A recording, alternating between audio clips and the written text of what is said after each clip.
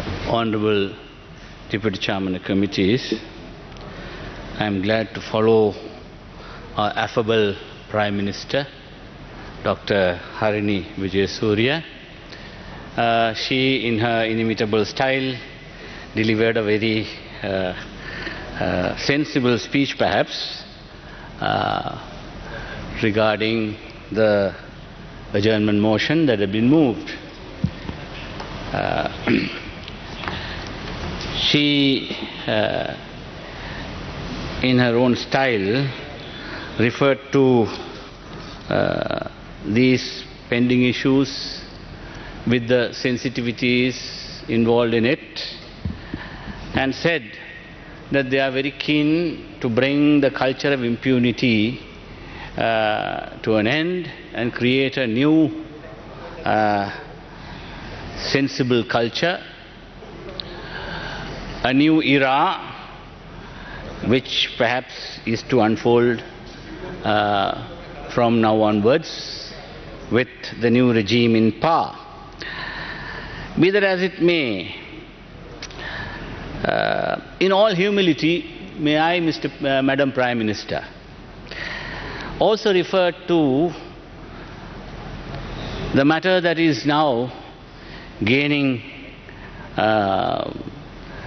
much publicity, the arrest of the former president when he visited the Criminal Investigation Department. In all humility, Madam Prime Minister, when you attended a function a few days ago, I believe, there was a YouTuber who was showing his affection in a very inappropriate way, in my opinion. All of us, you have been our colleague and now you are our Prime Minister. So, but we have to show some decorum to you. Whenever you are seen in public, we can't behave as we are chums. But then this particular YouTuber also went on record, virtually announcing that the former president would be arrested. Right? So it appears there is an inspired leak. And this worries us. How can such matters be made public by a mere YouTuber? He, in his own inimitable style, he may be having enough hits for his YouTube channel. But then, how dare he announces much ahead of the incident? So there is an inspired leak by someone in authority. How can that happen? Is this a new culture that we are trying to bring up? This worries us. And also, now whatever said and done, I have my differences. I have been in his cabinet, I have been out of his cabinet, I have been against him, I have been for him. That's different. But he was once a head of state. He is summoned for some wrong that is perceived to have been done by him. Then he is summoned to the CID to record a statement. What does normally happen when statements are recorded? You have other witnesses who have come previously and given statements about the particular matter regarding which the inquiry is being held. Then you compare the evidence that is there and then compare it with the statement made by the person, whoever who is. He may be a VVIP, it doesn't matter. Everybody is the same. Rule of law applies to everybody in the similar way. That is what this government wants to brag about. But then what is the normal thing that we ought to do? You report matters. You file a B report before the magistrate. You have a basic courtesy. You give it to a former head of state. What I feel is that this is unbecoming. Right? There could have been a B report filed, and he could have been sent summons to appear before the magistrate. Then, if the magistrate felt right, his attorneys could have made submissions, and magistrate could have decided whether to remand him or to bail him out. But then, like a common criminal, to take a head of state and then produce him before a magistrate, right? He may be granted bail, that's a different issue. But I am saying, we as members of parliament, we don't want our heads of state to be treated in this manner. Honourable Minister of Justice is a very senior criminal practitioner. He knows that this is a normal practice. Well, everybody should be treated equally. But then, when it comes to a former president, at least some courtesies, minimum courtesies, should be extended. This is my humble opinion. I don't want to say beyond that regarding this matter. So, having said that, let me also talk, because since the Honourable Minister is in the chamber now, there is this particular report by the High Commissioner for Human Rights.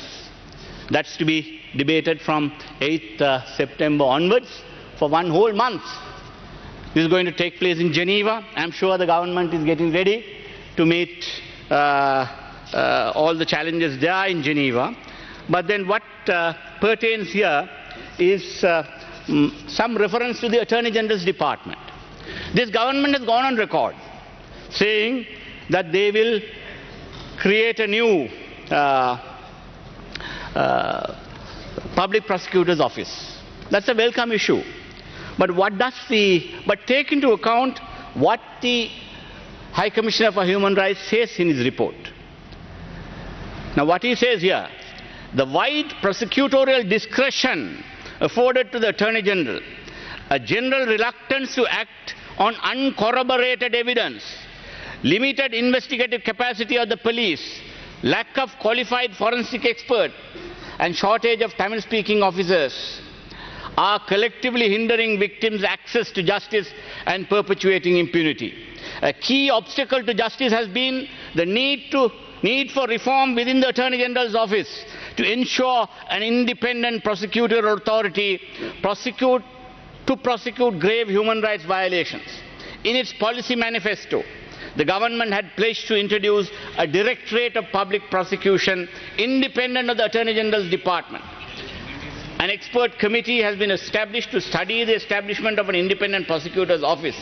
The government reported that a committee has been asked to develop initial proposals and that feedback from the public, the Human Rights Commission of Sri Lanka and civil society would be sought on the draft concept paper.